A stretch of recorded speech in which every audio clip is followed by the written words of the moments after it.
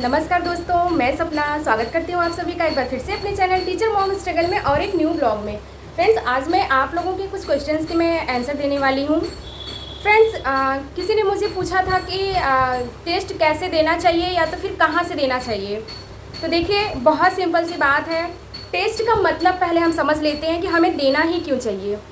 देखिए, टेस्ट एक ऐसी चीज़ होती है कि जितना भी आप अब तक पढ़े हो, जब तक तैयारी जब से शुरू किया है आपने या तो फिर बचपन से जब से आप पढ़ते आए हो, हर बार आप देखे होंगे कि हमारा टेस्ट होता है। हिंदी में उसको बोलते हैं आकलन, कि हमारा आकलन होता है। उससे हम अपना स्तर पता करते हैं कि हम किस स्तर पे हैं।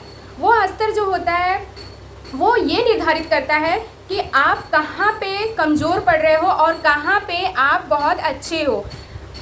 इट मीन्स कि आपका वीकनेस पॉइंट जो है वहाँ पे कौन सी रेमेडी करनी है आपको। अपने लिए आपको एक रेमेडियल करना पड़ेगा वहाँ पे। रेमेडियल का मतलब कि आपका जो कमज़ोरी है, जो आप में कमियाँ हैं, उस चीज़ को आपको सही करना है टेस्ट के दौरान। इसीलिए टेस्ट किया जाता है। जैसे कि आप क्लास में, स्कूल में देखे होंगे कि टेस्ट होता है और उसके बाद हमारा कॉपी चेक करते थे सर या मैम लोग। उसके बाद हमें कुछ मार्क्स दिए जाते थे और उसके साथ ही हमें मतलब एक तरीके का फीडबैक भी दिया जाता था कि हम कहाँ पे सही हैं और कहाँ पे गलत हैं। तो बस ये बहुत छोटी सी बात है। फिर टेस्ट हमारे जीवन के लिए क्यों ज़रूरी है ये तो मैंने आपको बता दिया कि बिना टेस्ट के आप कभी समझ ही नहीं पाओगे कि आपकी तैयारी किस लेवल पे है और किस लेवल पे आप वीक पड़ रहे हो और कहाँ पे आपको रेमेडी की ज़रूरत है। और समझ लीजिए कि कौन सी रेमेडी आपको करनी है। अगर किसी भी चीज़ का नोट्स बनाने के लिए, किसी भी चीज़ को याद करने के लिए अगर आपको बहुत दिक्कत और परेशानियों का सामना करना पड़ा, फिर भी आपने जैसे तैसे उसको याद कर लिया, लेकिन उससे संबंधित टेस्ट जो है वो आप नहीं दे पाए अच्छे से, जिसमें वो आप अच्छा नहीं कर पाए परफॉर्म, तो आप खुद इतने सक्षम हो इस लेवल पे आ करके कि आप समझ जाते हो कि यहाँ पे मैं कमज़ोर हूँ, यहाँ पे मुझे रेमेडी की ज़रूरत है। तो उसके लिए आप अपना तरीका बदल देते हो सकता है वो टेक्निक उस जिस टीचर से आप पढ़ रहे हो या जिस बुक से आप पढ़ रहे हो सकता है वो चीज़ें आपको समझ में ना आ रही हो। तो आपको वहाँ पे ये रेमेडी देखनी है कि आपको थोड़ा सा उसमें चेंजेस करने पड़ेंगे। कि हो सकता है कि बहुत ज़्यादा एक साथ आप याद कर रहे हो, या तो उसको कुछ बहुत ज़्यादा एकदम पार्ट के भी छोटे छोटे पार्ट को आप डिवाइड करके आप पढ़िए, जिससे कि आप अच्छे से उसको पूरा एक तरीके से समझ पाएँ। उसको छोटा से छोटा करके याद करने की कोशिश करिए और ये भी कोशिश करिए कि उसको को रिलेट करके याद करिए। ये तो हो गया टेस्ट कि हमें क्यों देना चाहिए और क्यों इतना ज़रूरी होता है। चलिए अब आइए हम बात करते हैं कि टेस्ट हमें कहाँ देना चाहिए। देखिए, बहुत सिंपल सी बात है। आप जहाँ से भी पढ़ रहे हो, जिस बुक से पढ़ रहे हो या फिर जिस कोचिंग संस्थान में आप हो, या तो फिर आप ऑनलाइन चीज़ें जो जहाँ से आप सोर्सेज ले रहे हो, बहुत सारे ऐसे यूट्यूब पे चैनल हैं जो कि ऑनलाइन कोचिंग कराते हैं और वो लोग मॉक टेस्ट वगैरह वो लोग देते हैं, करवाते हैं। तो मैं आपको बता दूं कि मैंने कोई भी ऑनलाइन सोर्स जो है वो ज्वाइन नहीं किया था। बस ऐसे ही मैं देखती थी कि वो लोग जो क्वेश्चन वो लोग प्रोवाइड कराते थे उसका स्क्रीनशॉट मैं ले करके करती थी। और ज़्यादातर मैं बुक जो होता है प्रीवियस ईयर के क्वेश्चन पेपर, उसको मैं लेती थी। आप भी ले सकते हो प्रीवियस ईयर के जो क्वेश्चन पेपर हैं, जिस सब्जेक्ट के आप मतलब जिस सब्जेक्ट का आप टेस्ट देना चाहते हो, या तो फिर आप जिस चीज़ की तैयारी कर रहे हो उससे संबंधित जो बुक्स आती हैं मार्केट में, और अच्छी वो भी फैक्ट की बुक लेनी है। ऐसा नहीं कि कोई भी आप उठा लीजिए उसके बाद आप करिए, तो फिर उसमें फैक्ट भी गलत रहेगा, क्वेश्चन का पूछने का तरीका भी गलत रहेगा, जिससे कि फिर आपके साथ गलत हो जाएगा।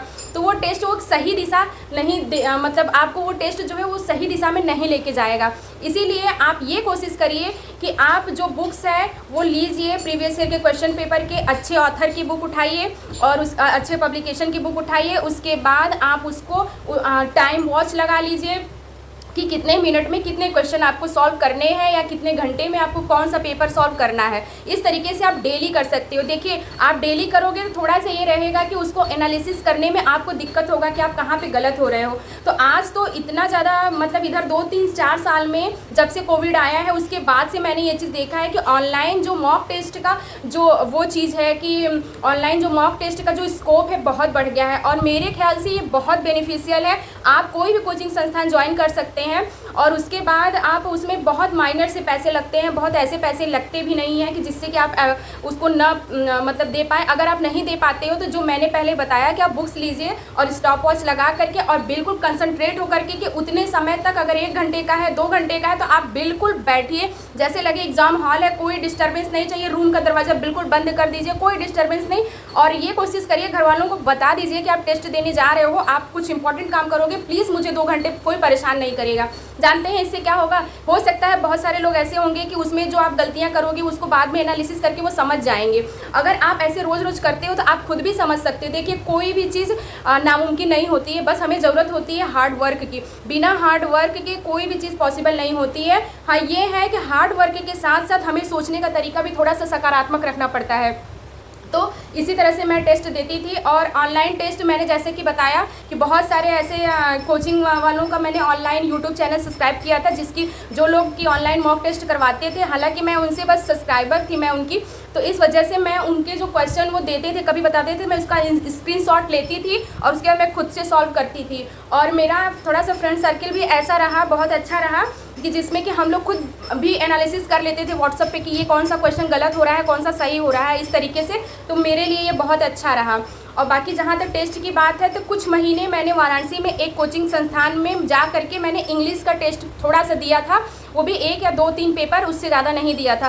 क्योंकि मेरे ख्याल से मुझे ये लगता था कि थोड़ा सा इंग्लिश का जो ग्रामर पोर्शन था, मुझे ऐसा लगता था कि कहीं ना कहीं मैं वीक हो रही हूँ। हालांकि मेरा मीडियम हिंदी मीडियम रहा है, इंग्लिश मेरी बहुत अच्छी रही है, लेकिन फिर भी जैसे होता है ना कि पढ़ाई का जब टाइम बहुत ज़्यादा ड्यूरेशन बढ़ जाता है, नहीं कर पाते हम, तो थोड़ी चीज़ें भूल जाते हैं। बस उसके लिए उससे मैंने फिर मुझे थोड़ा बहुत ज़्यादा फ़ायदा हुआ नहीं, तो मैंने फिर छोड़ दिया और उसके बाद मैंने खुद से ही सारी चीज़ें की थी। आप भी कर सकते हो और टेस्ट हर बार दीजिए और ज़रूर दीजिए। टेस्ट देने से आपके अंदर एक कॉन्फिडेंट बिल्ड होगा और आप ये समझ पाओगे कि आप कहाँ गलत हो कहाँ सही हो। देखिए इसमें शर्माने की झिझक की कोई बात नहीं है, बिल्कुल शर्माया मत करिए कि आप लोग टेस्ट दे रहे हो, ग्रुप में आपके नंबर कम आएंगे, बड़ी बेइज्जती होगी।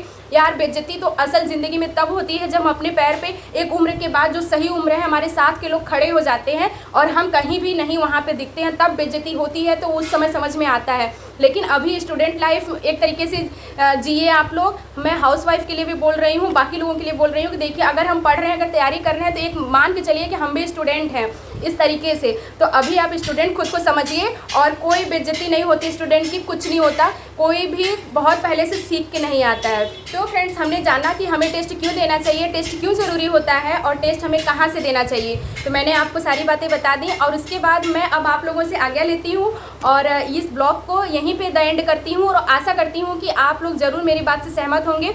अगर आप मेरे चैनल पे नए हैं तो कहने की ज़रूरत नहीं है, आप सब्सक्राइब कर लीजिएगा, शेयर कर दीजिएगा और कमेंट में ज़रूर बताइएगा कि और मैं आप लोगों की क्या हेल्प कर सकती हूँ। और लगे रहिए, डटे रहिए जब तक एग्ज़ाम को फोड़ ना डालिए। Okay, take care, bye bye, love you all of you. मिलते हैं अगले ब्लॉग में।